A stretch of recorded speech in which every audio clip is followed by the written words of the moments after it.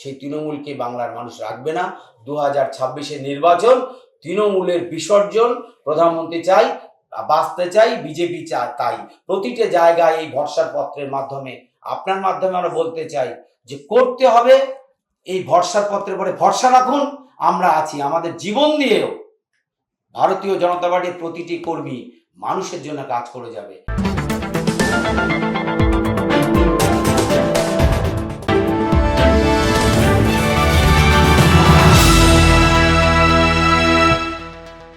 প্রথম দফার ভোট শেষ, ইন্টারভালেই আজ পাওয়া যাচ্ছে এবার কোন দলের দিকে চাকা ঘুরতে চলেছে।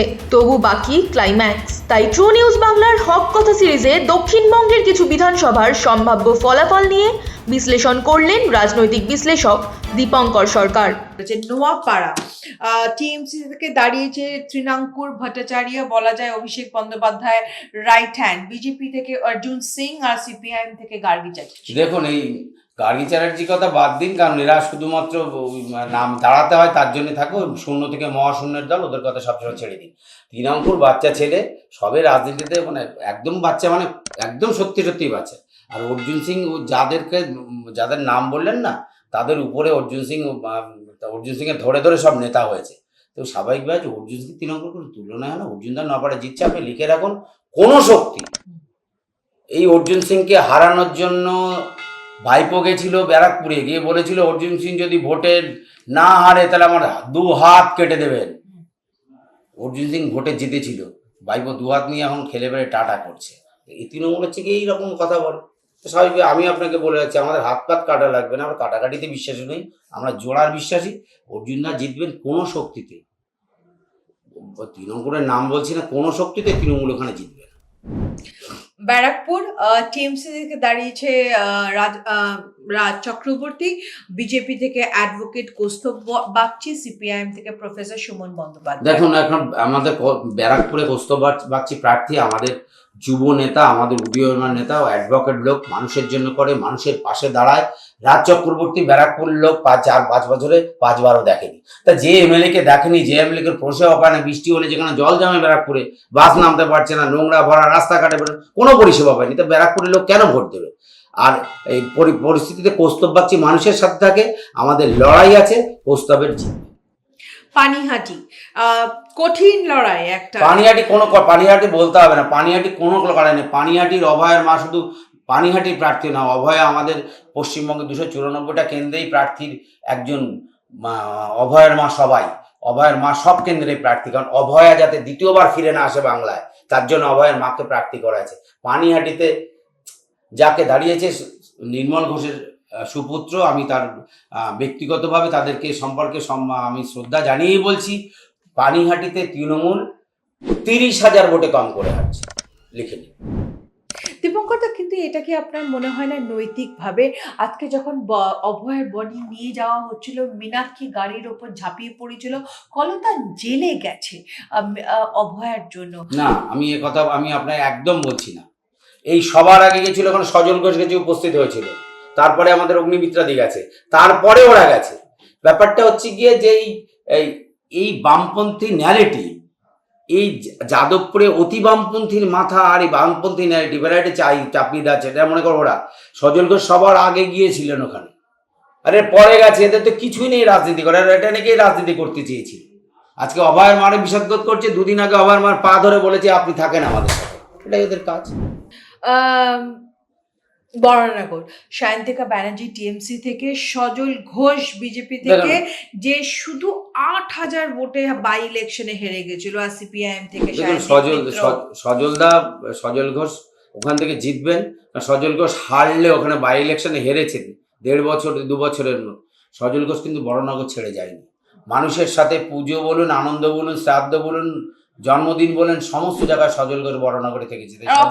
সজল ঘোষ বড়নগরেই ছেলে হয়ে গেছে। বড়নগর সজল ঘোষ, সজল ঘোষ বড়নগর, সজল ঘোষ জিতবে।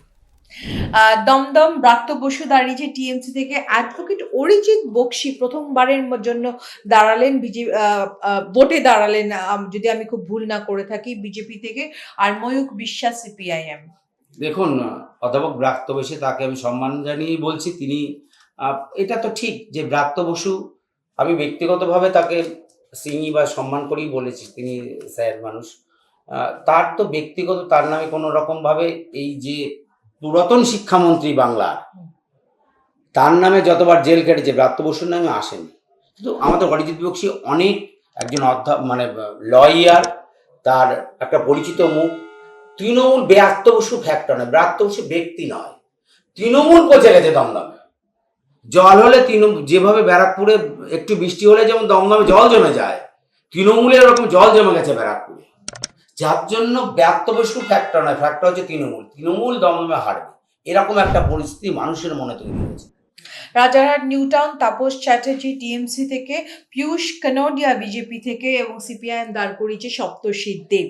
দেখুন, তাপস চ্যাটার্জি তো মানে কত কোটি টাকা দিয়ে তৃণমূলে ফিরে এসেছিলেন, কাকলি ঘোষ দস্তিদের হাত ধরে বাংলার মানুষের সময় দেখেছিল। তাপস চ্যাটার্জির আউটপুট কি? সিপিএম এর নেতা হিসেবে তার এলাকার মানুষকে কি দিয়েছেন? আর এই জাম্বুবাবু তৃণমূলের এমএলএ হয়ে কি দিয়েছেন, মানুষকে কি দিতে পেরেছে? তার পরিষেবা দেওয়ার কিছু জায়গা নেই। পীযূষ আমাদের যুব নেতা, অন্যতম কাজ করার লোক, মানুষের পাশে থাকে, মানুষের পাশে থাকার চেষ্টা করছে, মানুষের সাথে থাকার চেষ্টা করছে। নিশ্চয়ই তাপসবাবু আর পুনরায় বিধানসভায় ফিরে যাবেন।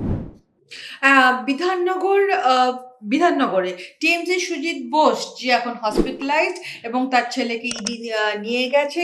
বিজেপি থেকে দাঁড়িয়েছে ডক্টর শারদবাদ মুখোপাধ্যায় এবং সিপিআইএম সৌম্যজিৎ রাহা।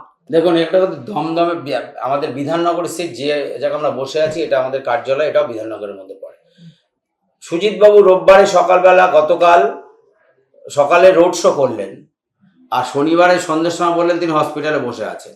রোড শো করলেন। তাহলে রোড শোটা কি করে করলেন? তিনি হুটখোলা গাড়িতে রোড শো করছেন, হাত নাড়াচ্ছেন, কথা বলছেন, নামছেন, উঠছেন, অথচ তিনি যে হাজিরা দিতে পারলেন না। আমরা মনে করি যে ইডির অফিসারকে এগুলো দেখা দরকার। আপনারা ভোট আসলে কেন এদেরকে ছেড়ে রেখে রাখেন?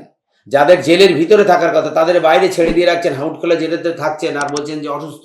তাহলে হুটখোলা জীবে থাকছেন, হাঁটছেন, নমস্কার করছেন কীভাবে? তার বিরুদ্ধে শরৎবাবু একজন মানে আন্তর্জাতিক সম্পন্ন ডাক্তার, মানুষকে বিনা পয়সায় চিকিৎসা দেয় সেই রকম ডাক্তার, মানুষের পাশে থাকে এমন ডাক্তার, বিধাননগরেরই লোক।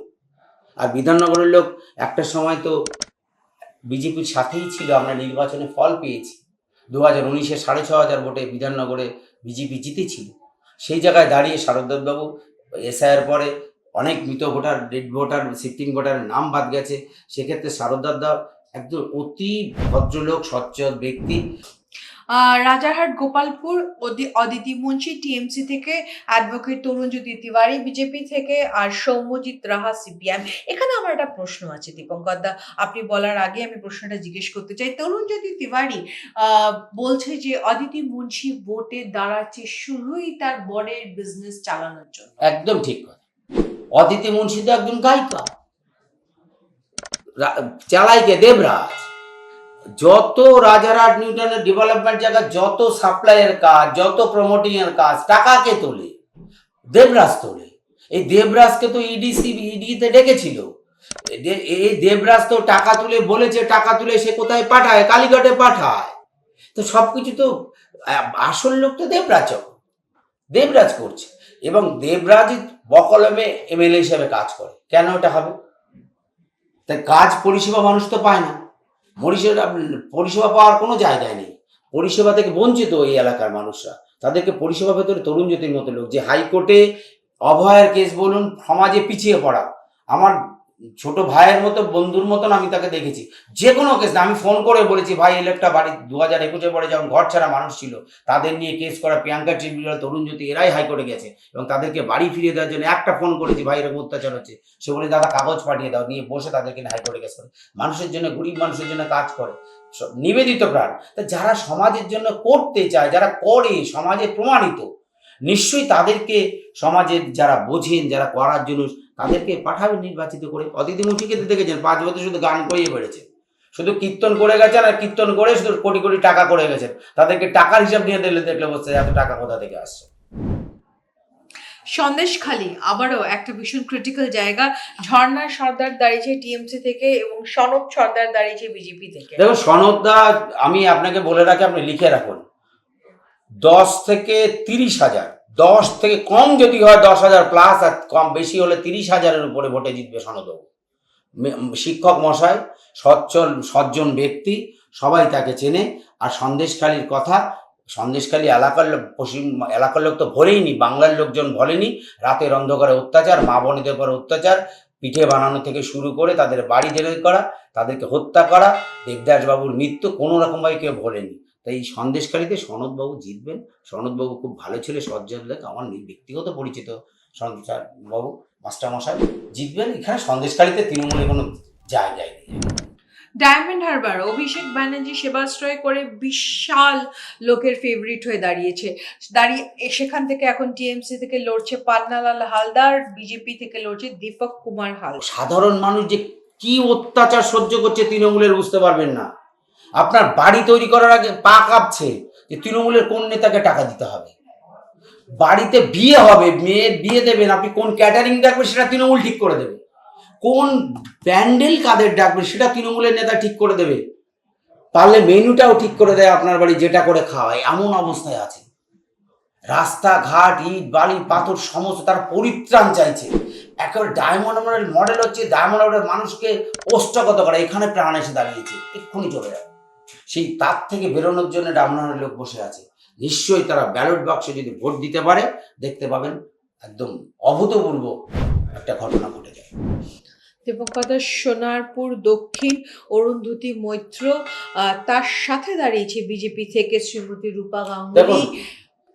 রূপাদির সম্পর্কে বলার ধৃষ্টতা আমাদের নেই। আমি একটা কথা বলি, তিনি রাজ্যসভার সাংসদ ছিলেন শুধু নয়, রূপা গাঙ্গুলি বাংলার মায়েদের কাছে এখনো কিন্তু রূপা গাঙ্গুলি বাংলার মায়েদের কাছে যে সম্মান রক্ষার জন্য দ্রৌপদী হয়ে মহিলাদের সম্মান রক্ষা করেছে। আপনি লিখে রাখুন, বলে দিলাম, রূপাদি জিতবে।